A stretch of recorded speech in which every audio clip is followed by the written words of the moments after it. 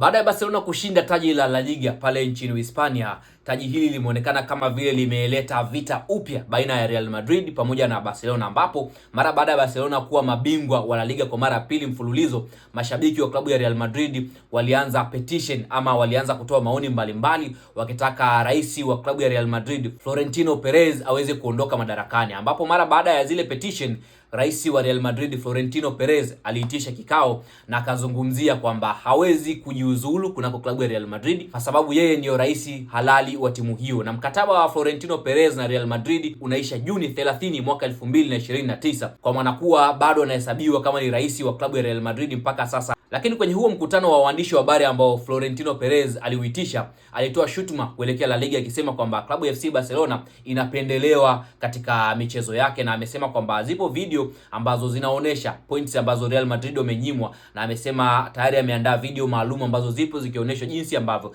Real Madrid wanaminywa na klabu ya Barcelona wanapendelewa na La Liga. Lakini sasa baada ya statement hiyo ya Florentino Perez, wenyewe klabu ya FC Barcelona wamejibu mapigo, wamesema kwamba watazichunguza zile kauli za Perez na watazichukulia hatua kwa sababu ni issue sensitive sana. Ukiongelea issue ya upangaji wa matokeo ni issue kubwa sana. Kwa hiyo wako tayari kuchunguza, na mara baada ya kufanya uchunguzi watatoa taarifa hadharani kwamba kauli za Perez ziko vipi na zinaathiri vipi mpira wa pale nchini Hispania. Lakini pia Florentino Perez amesema kwamba kutokana na zile taarifa za klabu ya Real Madrid kuendelea kuvuja, hapa tunazungumzia taarifa nyingi sana, ikiwemo ugomvi ambao ulikuwa unaendelea kutokea ndani ya dressing room, hata ule ugomvi wa Aurelien Tchouameni pamoja na Federico Valverde. Perez amesema kwamba wapo wachezaji ambao walikuwa wanatoa taarifa za siri za klabu ya Real Madrid ambao mwishoni mwa msimu huu wote wataachwa. Lakini sasa kuelekea mwishoni mwa msimu huu hapa wa La Liga, klabu ya Real Madrid itawatema jumla ya wachezaji 9 ambao ni David Alaba,